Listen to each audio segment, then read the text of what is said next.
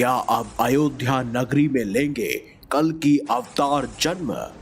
क्या कलयुग के अंत का प्रारंभ स्वयं अयोध्या नगरी से होगा?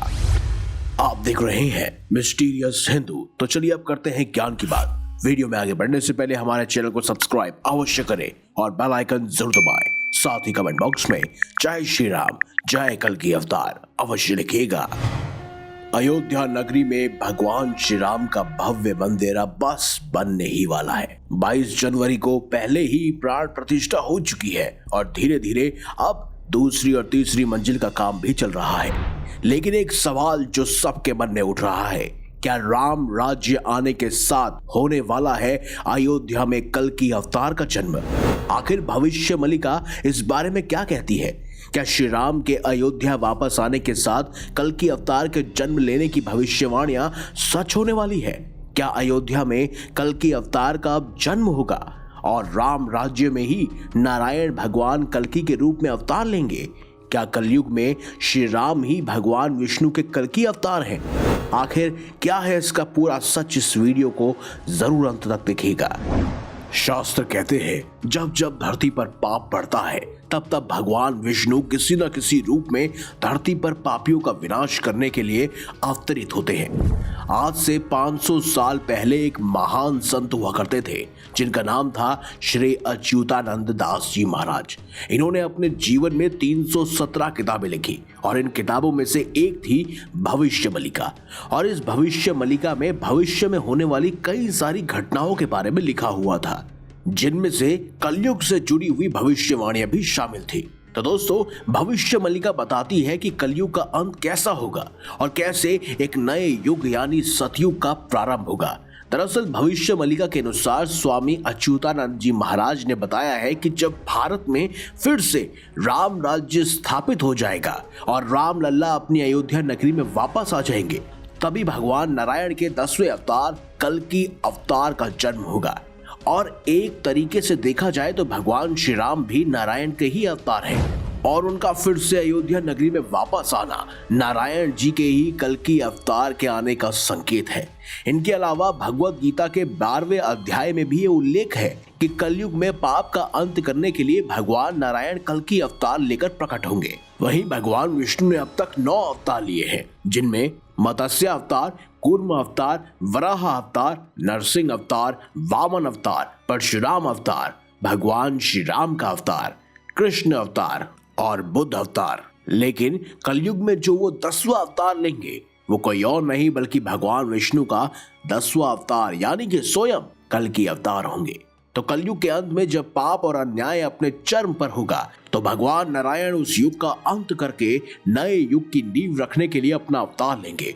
और अब तक नारायण ने 9 अवतार ले लिए हैं। कलयुग में भगवान नारायण अपना 10वां अवतार यानी कि कल्कि अवतार अवश्य लेंगे और कल्कि अवतार लेकर कली राक्षस का वध करेंगे। कली राक्षस वही है जिसमें कलयुग को अपने नियंत्रण में रखा हुआ है। वहीं श्रीमद् भगवत पुराण में लिखा है कि भगवान कल्कि अवतार कलयुग के अंत और सतयुग के संधि काल में होंगे। शास्त्रों की माने तो प्रभु श्री राम और कृष्ण का अवतार भी अपने अपने युगों के अंत में हुआ था। इसीलिए जब कलयुग का अंत निकट आ जाएगा तब भगवान कल्कि जन्म लेंगे। वहीं अग्नि पुराण के 16वें अध्याय में कल्कि अवतार का चित्रण तीर कमान धारण किए हुए एक घुड़सवार के रूप में किया गया है और वह भविष्य में होंगे। कल्कि पुराण के अनुसार उनके हाथ में एक चमचमाती हुई तलवार होगी। साथ ही वो सफेद घोड़े पर सवार होकर युद्ध और विजय के लिए निकलेंगे। कुछ संगठनों का दावा है कि कल्कि अवतार के प्रकट होने का समय नजदीक आ गया है। कुछ का दावा है कि कल्कि अवतार हो चुका है। वर्तमान में भगवान कल्कि के नाम पर उत्तर प्रदेश के संभल में एक मंदिर बना हुआ है। उत्तर प्रदेश में सक्रिय कल्कि संगठन का दावा है कि कल्कि अवतार के प्रकट होने का समय बेहद नजदीक है। यह संगठन अयोध्या के श्री राम मंदिर ट्रस्ट से भी जुड़ा हुआ है।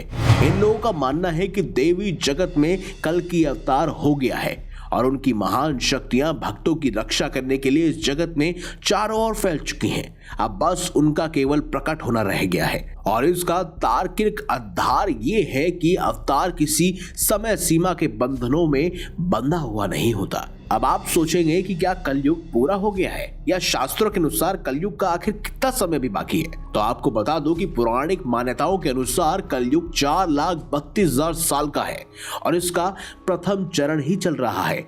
कलयुग की शुरुआत 3102 ईसा पूर्व में हुई थी, जब 5 ग्रह मंगल, बुध, शुक्र, बृहस्पति और शनि मेष राशियों पर 0 डिग्री पर गए थे। तब कलयुग का जन्म हुआ था। इसका मतलब है कि 51,900 साल कलयुग के बीत चुके हैं और 4,26,881 साल अभी बाकी हैं और अभी से ही कल्कि की पूजा, आरती और प्रार्थना शुरू हो गई है।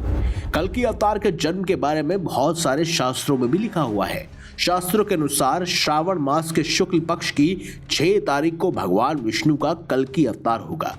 यही कारण है कि श्रावण महीने की 6 तारीख को कल्कि जयंती उत्सव के रूप में मनाया जाता है। कल्कि अवतार के जन्म के समय ग्रहों की जो स्थिति होगी उसके बारे में दक्षिण भारतीय ज्योतिषों की गणना के अनुसार जब चंद्रमा कुंभ राशि में होगा, सूर्य तुला राशि में, स्वाभाविक नक्षत्र में उच्च होगा, गुरु सर्वचित धर्म में और शनि अपने उच्च राशि तुला में विराजमान होगा, तब भगवान कल्कि का जन्म होगा और वह दुश्मनों का विनाश करके कलयुग को खत्म कर देंगे और फिर से सतयुग की स्थापना होगी। तो अब अयोध्या में श्री राम पूरे 500 साल बाद वापस अपनी अयोध्या नगरी को बसाने के लिए आए हैं। तो ऐसे में कल्कि अवतार के जन्म लेने से जुड़ी हुई भविष्यवाणियां सही होती हुई दिख रही हैं। तो दोस्तों, कल्कि अवतार होने के और कलयुग का अंत पास आने के इन सबूतों के बारे में आपका क्या मानना है, कमेंट बॉक्स में हमें जरूर बताइएगा।